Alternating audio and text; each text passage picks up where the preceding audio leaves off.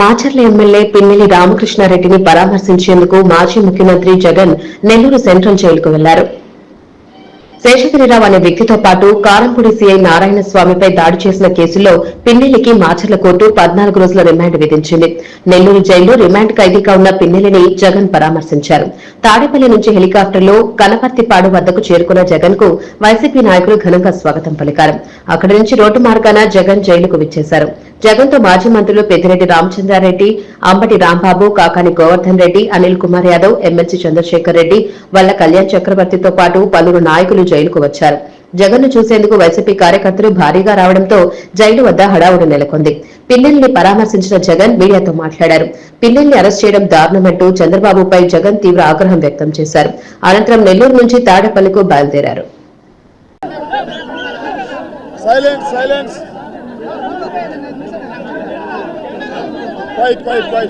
ఈరోజు పిన్నెల్లి రామకృష్ణారెడ్డి మీద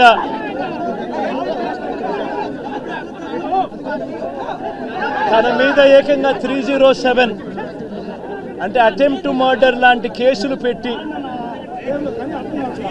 ఏ రకంగా అన్యాయంగా తనను జైల్లో నిర్బంధించడం జరుగుతూ ఉందో కూడా చూస్తూ ఉన్నాం. ఈరోజు రాష్ట్ర వ్యాప్తంగా కూడా ఇదే కార్యక్రమాలు జరుగుతూ ఉన్నాయి.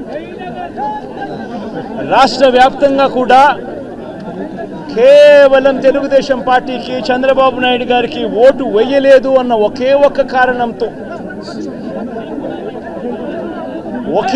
కారణంతో ఏకంగా ఆస్తులను ధ్వంసం చేస్తూ ఉన్నారు, దొంగ కేసులు పెడతా ఉన్నారు. వీళ్ళే కొడతారు, మళ్ళీ వీళ్ళే అటువైపున ఉన్న వారి మీద వాళ్ళు కొట్టారు అని చెప్పి కేసులు పెడతారు. ఇంతటి దారుణంగా ఈరోజు రాష్ట్రంలో పరిపాలన సాగిస్తూ ఉన్నారు. నేను అడుగుతా ఉన్నా, ఇదే గత 5 సంవత్సరాల కాలంలో వైఎస్ఆర్సీపీ పరిపాలనలో ఉండగా, వైఎస్ఆర్సీపీ ప్రభుత్వంలో ఉండగా అప్పుడు జగన్ ఏం చేశాడు?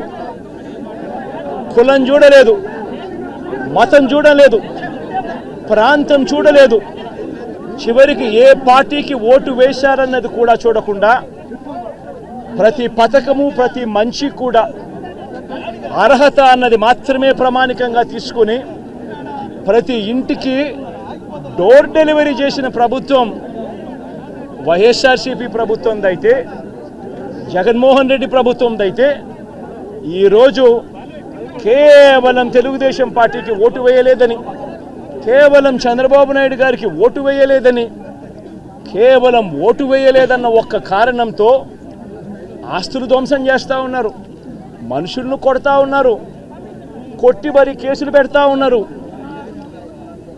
ఇంతటి అన్యాయంగా రాష్ట్రాన్ని రావణ కాష్టం చేస్తూ ఉన్నారు. రాజశేఖర రెడ్డి గారి విగ్రహాలను విరగొడతా ఉన్నారు, పగలగొడతా ఉన్నారు. ఇవన్నీ ఏదైతే చేస్తూ ఉన్నారో ఇవన్నీ కూడా శిశుపాలుని పాపాల మాదిరిగా ఇవన్నీ కూడా పాపాలు పండుతాయి. ప్రజాస్వామ్యంలో ఏదైనా కూడా ప్రజలకు మంచి చేసి, ప్రజల గుండెల్లో స్థానం సంపాదించుకుని, ప్రజల దగ్గరికి వెళ్ళి ఫలాని మంచి చేశాం కాబట్టి మాకు ఓటు వేయండి అని అడిగే పరిస్థితులు ఉండాలి తప్పనిచ్చి ఈ మాదిరిగా దౌర్జన్యాలు చేసి, ఈ మాదిరిగా అన్యాయమైన కేసులు బిగించి, ఈ మాదిరిగా ఆస్తులు ధ్వంసం చేసి, ఈ మాదిరిగా ఫియర్ సైకాసిస్ క్రియేట్ చేస్తూ రాజకీయాలు చేస్తే మాత్రం అది ఏ రోజు కూడా నిలబడే రాజకీయం కాదు. తాత్కాలిక మేలేదైనా జరుగుతుందేమో తప్పనిచ్చి తర్వాత ఓటు వేసేటప్పుడు మాత్రం ప్రజలు ఇవన్నీ కూడా ఖచ్చితంగా గుర్తుపెట్టుకొని లెక్క జమ చేసి చంద్రబాబు నాయుడు గారికి గట్టిగా బుద్ధి చెప్పే పరిస్థితులు, రోజులు కూడా తొందరలోనే ఉన్నాయని కూడా ఈ సందర్భంగా చంద్రబాబు నాయుడు గారిలో మార్పు రావాలని సందర్భంగా కూడా తెలియజేస్తా ఉన్నా. నిజంగా ఇదే విషయానికి వస్తే ప్రజలు ఎందుకు నీకు ఓటేశారు చంద్రబాబు నాయుడు గారు అని చెప్పి ఫస్ట్ చంద్రబాబు నాయుడు ఆలోచన చేయాలి. ఒకవైపున వైఎస్ఆర్ కాంగ్రెస్ పార్టీ ప్రజల్లో వ్యతిరేకత వల్ల ఓడిపోలేదు, ప్రజలకు మంచి చేసి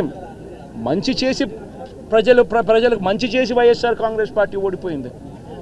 ఎందుకు ఓడిపోయింది అని అంటే చంద్రబాబు నాయుడు చేసిన మోసపూరిత హామీలకు ప్రజలు కాస్తో కూస్తో కొద్దిగా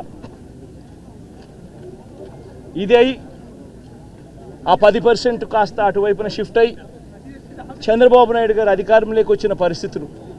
మరి చంద్రబాబు నాయుడు అధికారంలోకి వచ్చిన తర్వాత ఈరోజు రైతులకు తాను ఇస్తానన్న రైతు భరోసా 20,000 రూపాయలు ప్రతి రైతన్నకి ఇస్తానన్నాడు. వ్యవసాయం స్టార్ట్ అయింది, ఖరీఫ్ మొదలైంది, పంటలు వేగంగా వేస్తూ ఉన్నారు రైతన్నలు. ఇంతవరకు రైతు భరోసా 10,000-20,000 రూపాయలు ఇస్తానన్న దానికి అతి గతి లేదు. బడులు మొదలయ్యాయి. అమ్మఒడి కింద జగన్ 15,000 ఇస్తాను అని అంటే కాదు చంద్రబాబు నాయుడు వస్తే ఎంతమంది పిల్లలు ఉంటే అంతమందికి ఇస్తాడు, ప్రతి ఒక్కరికి 15,000 ఇస్తాడు అని చెప్పారు. రాష్ట్రంలో 1 కోటి మందికి పైగా బడియీడు పిల్లలు ఉన్నారు. బడులు స్టార్ట్ అయ్యాయి. ఆ ప్రతి తల్లి కూడా అడుగుతూ ఉంది, తల్లికి వందనం అని పేరు పెట్టావు, అమ్మఒడి అనే పథకాన్ని పేరు మార్చావు, మరి ఆ డబ్బులు ఏమైనాయని చెప్పి గవర్నెన్స్ మీద కాస్త ధ్యాస పెట్టి ఆ తల్లులకి ఇచ్చే డబ్బులు ఇచ్చే కార్యక్రమం చూడండి. రైతులకు ఇచ్చే రైతు భరోసా 20,000 ఇస్తామన్నారు, ఇచ్చే కార్యక్రమం చూడండి.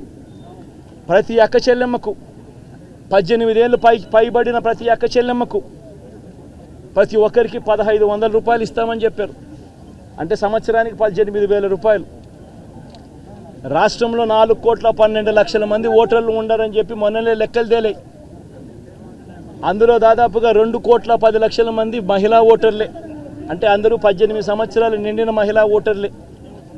మరి 2,10,00,000 మంది ఈ మహిళా ఓటర్లందరూ కూడా 18 ఏళ్ళు నిండిన ఈ మహిళా ఓటర్లందరూ కూడా వీళ్ళందరూ కూడా ఈరోజు అడుగుతూ ఉన్నారు, 1,500 రూపాయలు ప్రతి నెల ఇస్తానన్నావు, ఏమైంది ఈ 1,500 రూపాయలు ఇచ్చే కార్యక్రమాలు అని చెప్పి అడుగుతూ ఉన్నారు.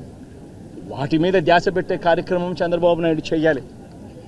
ఇవేవి కూడా చేయకుండా కేవలం భయాందోళనలు క్రియేట్ చేయాలి, రాష్ట్రంలో రావణ కాష్టం సృష్టించాలి, దొంగ కేసులు పెట్టాలి, ఇరికించాలి, ఆస్తులను ధ్వంసం చేయాలి. వైఎస్ఆర్సీపీ అభిమానులైనా, వైఎస్ఆర్సీపీ కార్యకర్తలైనా, వైఎస్ఆర్సీపీకి ఓటు వేసిన వారైనా కూడా ఎవరిని కూడా ఉంచకూడదు అన్న దుర్మార్గపు ఆలోచనలతో అడుగులు ముందుకు వేయడం అతి హేయమైన రాజకీయం అని కూడా ఈ సందర్భంగా తెలియజేస్తా ఉన్నా. ఇదే రామకృష్ణారెడ్డి విషయానికే వస్తే నిజంగా ఎంతటి అన్యాయమైన పరిస్థితిలో కేసులు బిగించారు అన్నది ఒకసారి అందరూ కూడా ఆలోచన చేయమని కోరుతా ఉన్నా. ఇదే విషయం కారంపూడి ఘటన జరిగింది ఎప్పుడు? ఎన్నికలు అయిపోయిన తర్వాత మరుసటి రోజు, అంటే మే 14వ తారీఖున కారంపూడిలో ఘటన జరిగింది. కారంపూడిలో ఏం ఘటన జరిగింది, ఎందుకు జరిగింది? కారంపూడిలో తెలుగుదేశం పార్టీ చేసిన ఆకృత్యాలకు ఒక ఎస్సీ కుటుంబంలో ఉన్న మహిళలు ఇబ్బంది పడే పరిస్థితిలోకి పోయినప్పుడు వాళ్ళను పరామర్శించడానికి డిఎస్పీ అనుమతి తీసుకుని మరుసటి రోజు, ఎన్నికలు అయిపోయిన మరుసటి రోజు ఎమ్మెల్యే బయలుదేరాడు. ఎమ్మెల్యే కారంపూడికి చేరుకోక మునిపే ఆ ఎస్సీ కుటుంబం అనేది కారంపూడి అటువైపున ఉంటే, ఊరికి అటువైపున వాళ్ళు ఇల్లు ఉంటే ఆ ఊరు ఎంటర్ కాకమునిపే తనను అడ్డగించడము, అక్కడే గొడవ జరగడము. గొడవ జరిగేది టౌన్లో జరుగుతూ ఉంది, ఇక్కడ నుంచి ఇక్కడ అడ్డగించినారు. అసలు సిఐ అనే నారాయణ స్వామి అనే ఈ సిఐతో కనీసం ఎమ్మెల్యే కనీసం తటస్థ కూడా పడలేదు. కనీసం చూసిన దాఖలాలు కూడా లేవు వీళ్ళిద్దరూ. ఆ రోజు ఆయన ఉండేది వేరే లొకేషన్లో, గొడవలో వేరే లొకేషన్, టౌన్ మధ్యలో గొడవ జరుగుతా అంటే ఆయన ఉన్నాడు, టౌన్ మొదట్లో ఈయన ఉన్నాడు. అసలు ఆయన తటస్థపడలేదు. ఆయన మీద ఆ గొడవ జరిగేటప్పుడు రాళ్ళు ఇటువైపు నుంచి అటువైపు నుంచి పడ్డాయి. చిన్న రాయి ఏదో తగిలి ఉంటొచ్చేమో బహుశా, కానీ చిన్న రాయి కాబట్టి అసలు ఆయన మరుసటి రోజు అదే రోజు మెడికో లీగల్ కేసు కూడా పెట్టలా. అంటే ఎంత చిన్న ఘటన అది, జరిగిందో లేదో కూడా తెలియదు. మే 14న జరిగితే 9 రోజుల తర్వాత, అంటే మే 23వ తారీఖున ఆయనకి ఏదో జరిగిందన్నట్టుగా ఆ సిఐ హత్యాయత్నం కేసు పెట్టడం జరుగుతూ ఉంది రామకృష్ణారెడ్డి, కనీసం సీన్లో కూడా లేని వ్యక్తిని. ఇది అన్యాయం కాదా అని అడుగుతా ఉన్నా.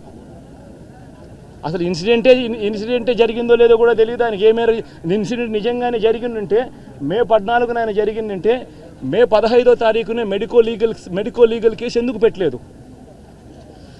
17వ తారీఖున సిట్ వేసింది కేంద్ర ఎన్నికల సంఘం. 17వ తారీఖు నుంచి 20వ తారీఖు వరకు పల్నాడు ఏరియాలో ఆ సిట్ బృందం తిరిగి ఇన్సిడెంట్ జరిగిన ప్రతి అంశం మీద రిపోర్ట్ ఇచ్చింది. ఆ రిపోర్ట్ ఇచ్చిన దాంట్లో, ఆ సిట్ ఇచ్చిన రిపోర్ట్లలో ఎందుకు ఈ అంశం రాలేదు? మరి ఈ రకంగా ఒక మనిషిని హత్యాయత్నం కేసు మీద బిగించడం ధర్మమేనా? ఇంకొక కేసు కూడా తన మీద హత్యాయత్నం కేసు పెట్టాడు. మే 13వ తారీఖున ఎన్నికల సమయంలో పాల్వాయి గేట్ అనే పోలింగ్ కేంద్రం దగ్గర తాను అక్కడికి వెళ్ళినప్పుడు జరిగిన ఘటన మీద అసలు ఎందుకు ఆ ఘటన జరిగింది? ఎవడన్నా కొద్దో గొప్ప కనీసం ఆలోచన చేసేవాళ్ళు ఎవరైనా ఆలోచన చేయాలి కదా.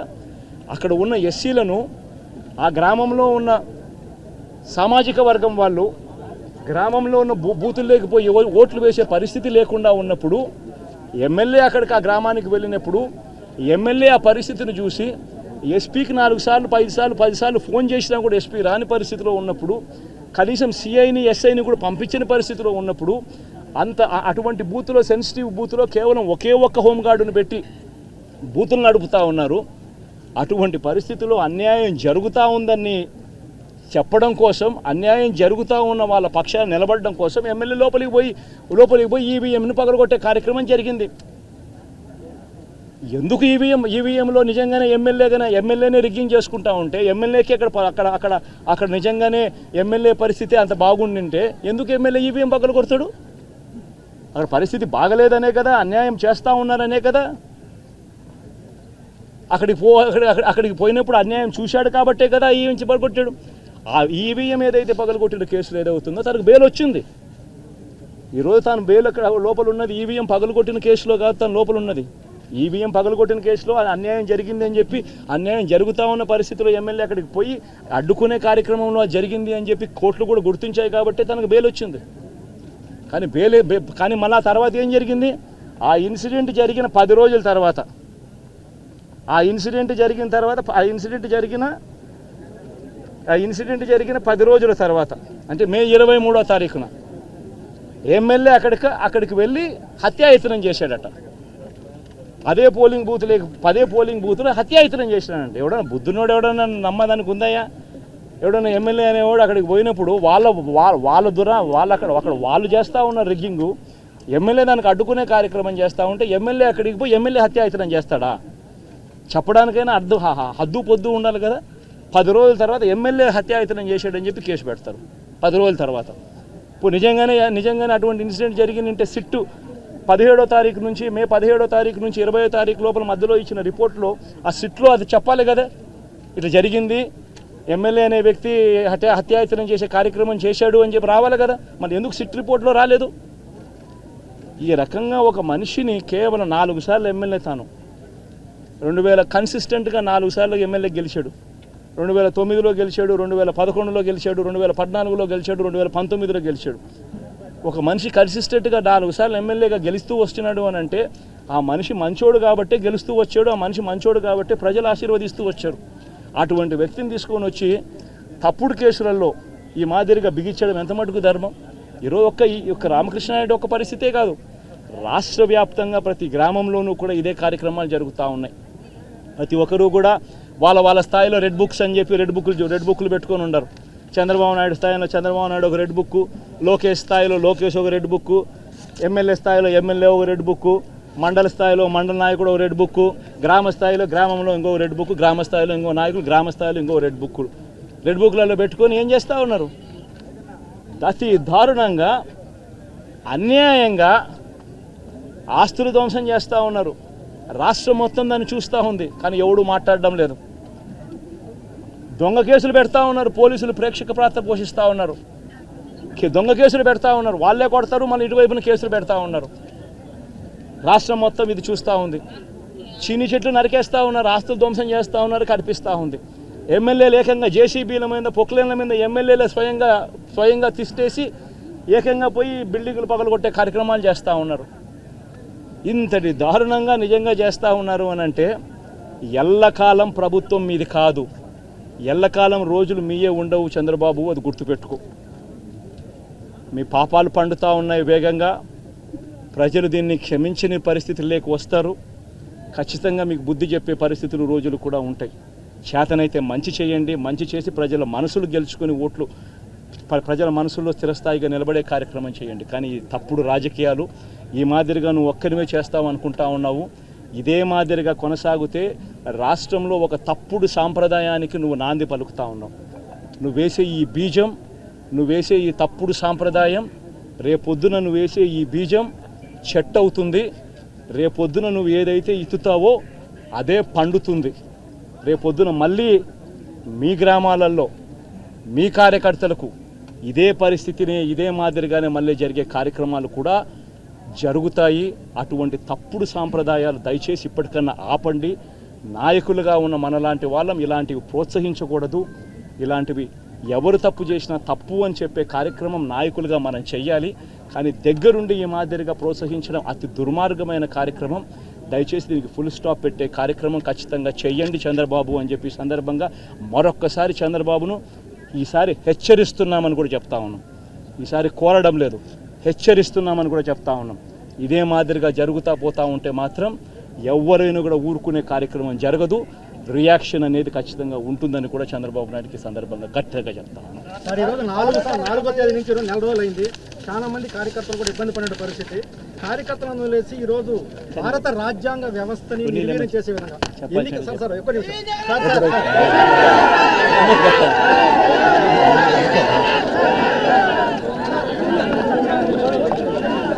దాని మీద బెయిల్ వచ్చింది. దాని మీద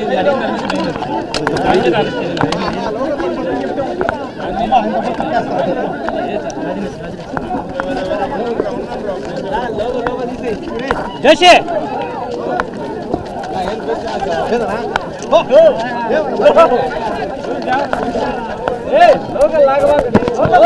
బ్యాగులో కెమెరాలు ఉన్నాయే.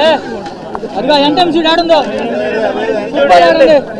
ఇంకోటి ఛానల్ లైన్ వెళ్ళింది.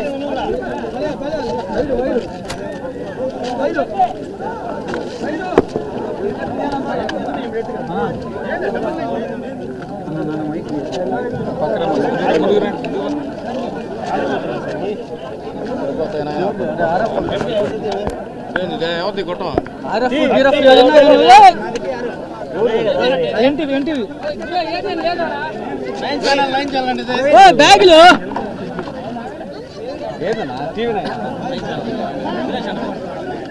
లేదేడా ఇక్కడైతే లేదు.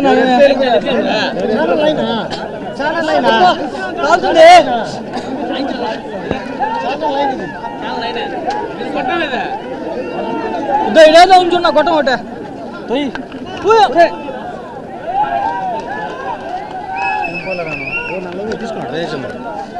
తీసుకున్నాడా?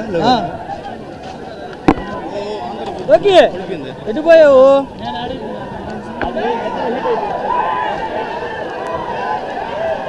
ఆంధ్రజ్యోతి పడిపోతుంది. ఈనాడు కూడా పడిపోయింది. సరే బాయ్ తీసుకెడుతున్నా.